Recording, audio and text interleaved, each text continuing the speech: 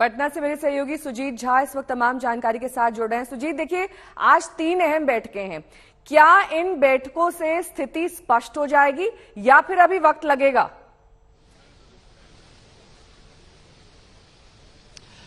देखिए, ये महज संयोग नहीं कहा जा सकता है कि एक ही साथ तीनों दल, जिन दलों को आपस में मिलना है वो बैठकें कर रहे हैं, विधायक दल की बैठक कर रहे हैं, अपने नेताओं के साथ बैठक कर रहे हैं। तो कहीं ना कहीं इसमें बात जरूर है और यही वजह है कि आज का दिन बेहद खास है बिहार की राजनीति के लिए। एक बार फिर नीतीश कुमार एक गठबंधन छोड़कर दूसरे गठबंधन के साथ, हालांकि वो पहले भी कर चुके हैं ऐसा, ये दूसरी बार होगा कि वो गठबंधन बदलेंगे। इसके लिए पूरी तैयारी यहाँ पर दिख रही है। सीएम हाउस में एक अने मार्ग में यहाँ पर बैठक होने वाली है 11 बजे से विधायकों की, सांसदों की, और उसमें जो कुछ बातें सामने निकल के आ रही है, कुछ ऐसी बातें हो सकती हैं जो कि एक अहम कारण होगा बीजेपी से संबंध तोड़ने का।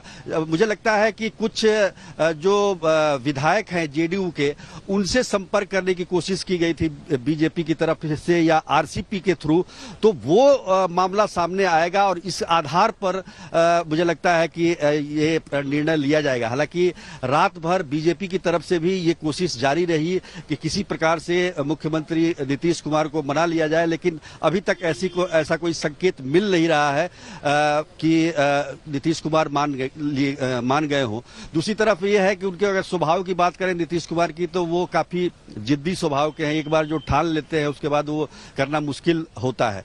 और तीसरी बात यह है कि ये ऑपरेशन कोई 1-2 दिन का नहीं है। पिछले 3-4-5 महीने से ये ऑपरेशन चल रहा था और मुझे लगता है कि खासतौर पर जब उत्तर प्रदेश का चुनाव परिणाम आया और बीजेपी वहां पर जो बहुमत में आई, सत्ता में आई, उसके बाद बिहार में बीजेपी के जो तेवर थोड़े तीखे हुए, ये विधानसभा अध्यक्ष विजय कुमार सिन्हा के साथ जो सदन में हुआ, ये सारी बातें हैं जिसकी वजह से मुख्यमंत्री नीतीश कुमार का जो है मोह भंग धीरे धीरे होता चला गया। उन्होंने कई बार इसकी शिकायत भी की।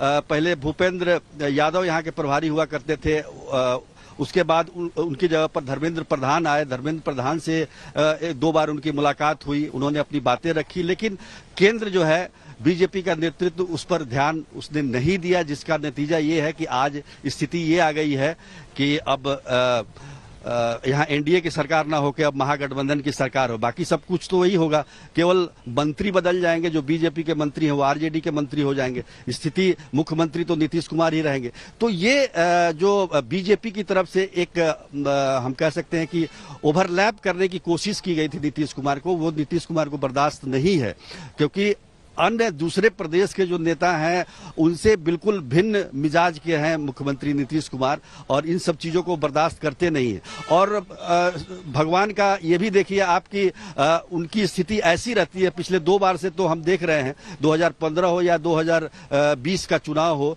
वो जिधर जाएंगे सरकार उधर बनेगी। वो दैवीय शक्ति उन्हें प्राप्त है, तो फिर वो किसी से दबने क्यों जाएंगे। तो ये सारा विचार विमर्श आज की बैठक में होगा। यहाँ पर जो विधायक और सांसद आएंगे और उसमें सारी बातें रखी जाएगी। और लंबे वक्त से सत्ता से दूर है, उनकी क्या रणनीति रहने वाली है, क्योंकि उनकी भी आज एक अहम बैठक है।